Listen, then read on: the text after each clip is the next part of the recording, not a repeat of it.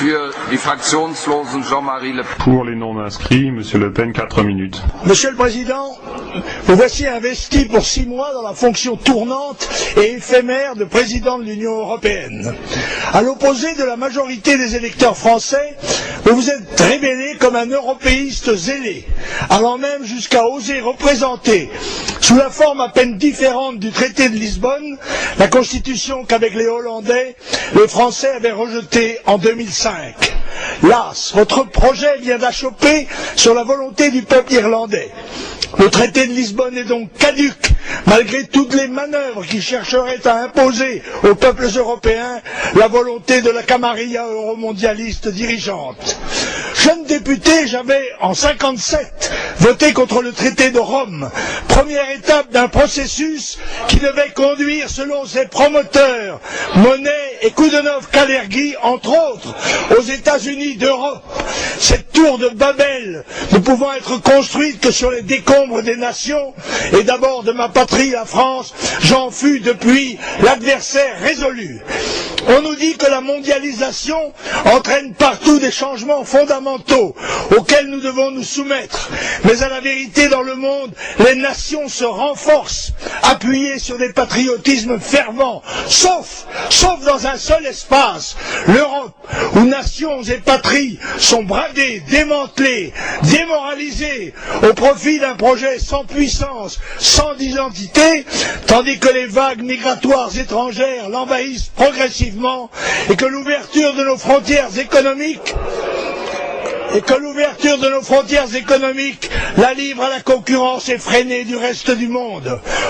Aucune des promesses faites pour que les Européens acceptent la perte de leur indépendance, de leur souveraineté, de leur identité, de leur culture n'a été tenue.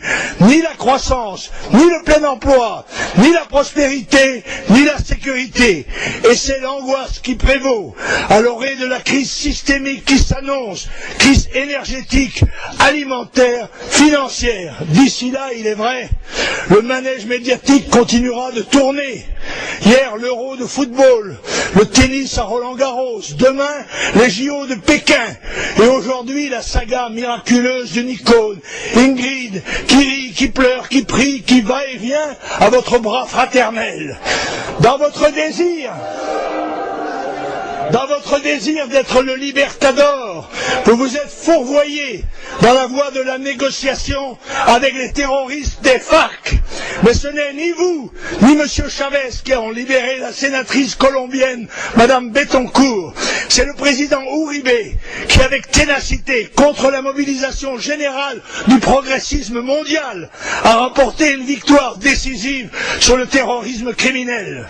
Vous avez multiplié les démarches stériles et vous avez même été jusqu'à inviter les terroristes des FARC communistes repentis à vous venir bénéficier de l'asile en France, mais pour les protéger de qui?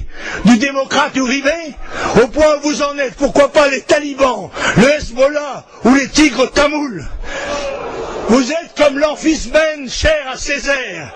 N'en doutez pas, Monsieur le Président, tout votre talent de metteur en scène médiatique ne suffira pas à conjurer les périls qui s'annoncent imminents et que vous devrez affronter avant la fin de l'année. Votre Europe est un vaisseau qui part à la dérive, battu des vents et des flots. Seule région du monde à avoir délibérément démantelé ses structures politiques et morales.